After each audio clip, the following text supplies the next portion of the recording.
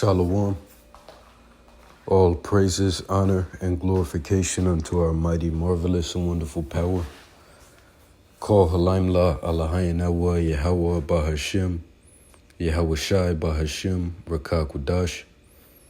Double honors unto the elders and apostles of Great Millstone, whom rule well, and who are great examples to our younger brethren. Salutations as well as health and wellness unto the hopeful elect of Yahweh Bahashim, Yahweh Shai, scattered across the earth. This is your brother Allah coming to you with another lesson. And the title of this lesson will be, When the Chips Are Down, These Civilized People, They'll Eat Each Other. And the title of this lesson is from, or is a quote that was made or stated in a movie.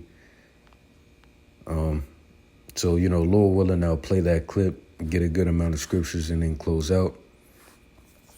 And, really what stirred up this lesson is ultimately the spirit of Yahweh Bahashim Yahweh Shai. But I was watching a video that the elder brother put up, whose channel was entitled GMSKC Living Waters. And as you see, the title of the video is not looking good for the Israelite woman. And something that the elder brother had stated was that,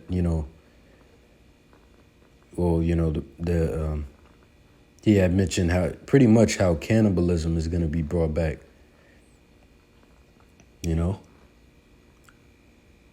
And that's what made me think of that clip, which is the clip that I'm going to play. So let me play it, and then we'll get into it.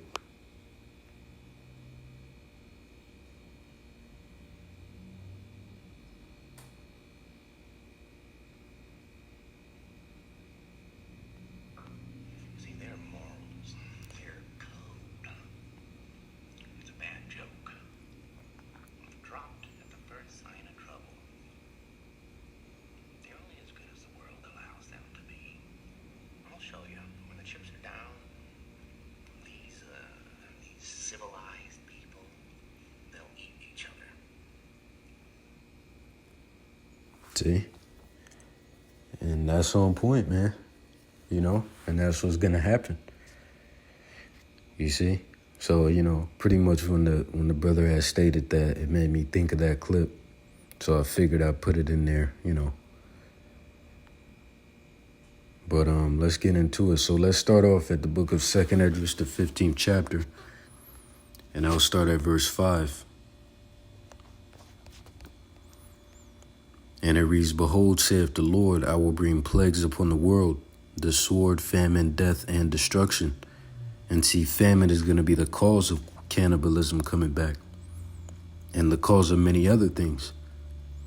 Right? Once again, behold, saith the Lord, I will bring plagues upon the world, the sword, famine, death, and destruction. For wickedness hath exceedingly polluted the whole earth, and their hurtful works are fulfilled. You see? Let me get this as well.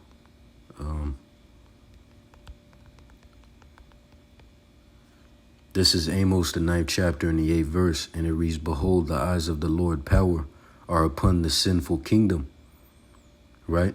Which the sinful kingdom is talking about Babylon the Great, which is America. Right? And I will destroy it from off the face of the earth, saving that I will not utterly destroy the house of Jacob, saith the Lord. And another word for utterly is absolutely. So pretty much when the Lord, what the Lord is saying right here, I will not utterly destroy the house of Jacob, meaning I won't completely or I won't absolutely destroy the house of Jacob. Right? Which is going into what? Going into how the remnant, there's going to be a remnant, which is the elect, which consists of the 144,000 and the rest of the elect men, women, and children. Right? Everybody outside of that is going to get the business. You see? So let's see. I'll read it one more time. Amos 9 and 8 once again. Behold, the eyes of the Lord power are upon the sinful kingdom, and I will destroy it from off the face of the earth, saving that I will not utterly destroy the house of Jacob, saith the Lord. But see verse 10. Let's jump down to this. All the sinners of my people shall die by the sword, which say that the evil shall not overtake nor prevent us. And that's the majority of our people. You see? So, let's see. Now let me go to Matthew, the 24th chapter. Because once again, man, famine is going to be the cause of many things. Matthew 24:3. And it reads, And as he sat upon the Mount of Olives, the disciples came unto him privately, saying, Tell us, when shall these things be, and what shall be the sign of thy coming, and of the end of the world? Which we're seeing the signs of the Lord's coming and of the end of the world now. Right? Verse 4, and the end of the world, meaning the end of an age. Right? When you go into the blue letter and go into that word world, the word there in place of world is age, and that's the meaning, right? It's talking about the end of an age, and within that age is the rulership of Esau, Edom. So in other words, and what shall be the sign of thy coming, and of the end of the age, wherein is the rulership of Esau, Edom. Right, verse 4, And Yahushua answered and said unto them, Take heed that no man deceive you. For many shall come in my name, saying, I am the anointed, and shall deceive many. And ye shall hear of wars and rumors of wars. See that ye be not troubled, for all these things must come to pass, but the end is not yet. For nation shall rise against nation, and kingdom against kingdom. And there shall be famines, and pestilences, and earthquakes in diverse places. All these are the beginning of sorrows. See? All these are the beginning of sorrows. And we can close that. Right, so now let me go to Second Esdras, the 16th chapter, and then I want to get something else after that. Matter of fact, let me get it before, because I might forget. Right?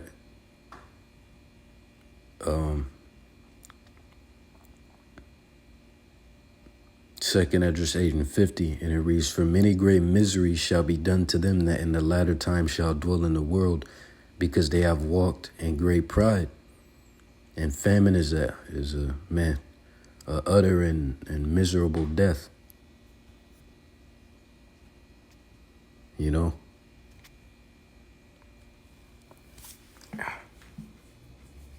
Right, so now let me go to Second Esdras, the 16th chapter, verse 18 is where I'll start.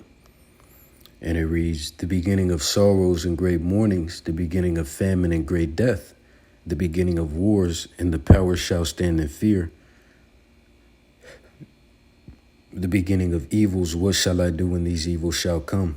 Behold, famine and plague, tribulation and anguish are sent as scourges for amendment.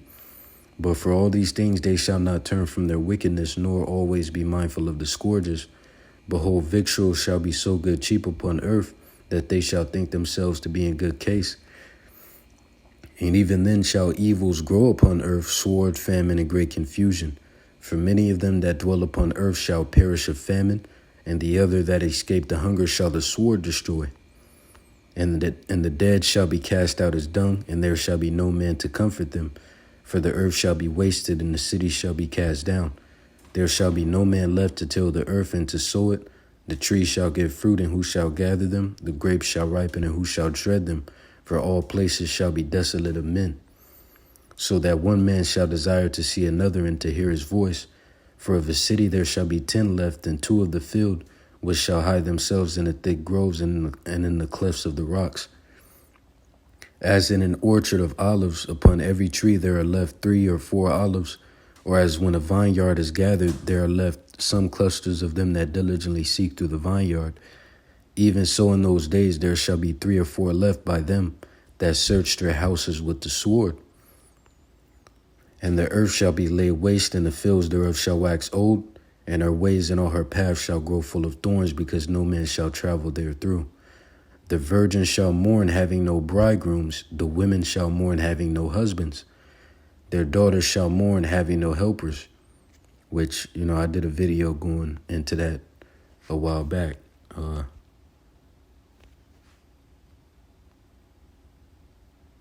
Let's see. Right here, 6 days ago. You know, the mentality that having a man is exceedingly essential will be reestablished, I believe it is. You know? Because, you know, that... So, okay, let me see. You know,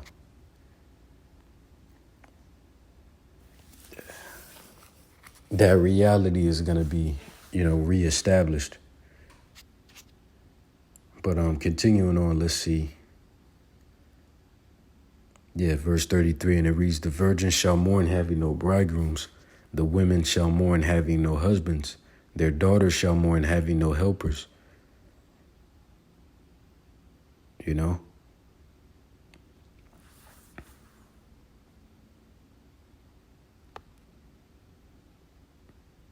The fact that you women indeed and absolutely need men, you know, is going to be brought back into your mentality by force, coercively. Verse 34, in the war shall their bridegrooms be destroyed, and their husbands shall perish of famine. Right, so now let me get 2nd Esdras, the 15th chapter, and I'll read verse 14, and it reads, woe to the world and them that dwell therein, for the sword and their destruction draweth nigh, and one people shall stand up and fight against another, and swords in their hands. For there shall be sedition among men, and invading one another, and famine is you know, going to be the cause of that, amongst other things as well. They shall not regard their kings nor princes, and the course of their actions shall stand in their power. A man shall desire to go into a city and shall not be able, for because of their pride the city shall be troubled, the houses shall be destroyed, and men shall be afraid. You know, and as brothers always say, if men are going to be afraid, how much more you women? And the scriptures warn you, man, down to the T. So, you know, it's either wake the fuck up or you'll be waking up coercively. And then put down. Verse 19, a man shall have no pity upon his neighbor, but shall destroy their houses with the sword, and spoil their goods because of lack of bread, and for great tribulation.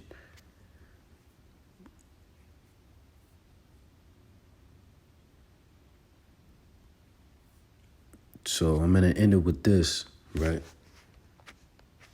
Because this is the point, if you will. Right, Isaiah 9 and 19, and it reads, through the wrath of the Lord of hosts is the land darkened, and the people shall be as the fuel of the fire. No man shall spare his brother. And he shall snatch on the right hand and be hungry, and he shall eat on the left hand. They shall not be satisfied. They shall eat every man the flesh of his own arm. See? So cannibalism is going to come back, man. You know?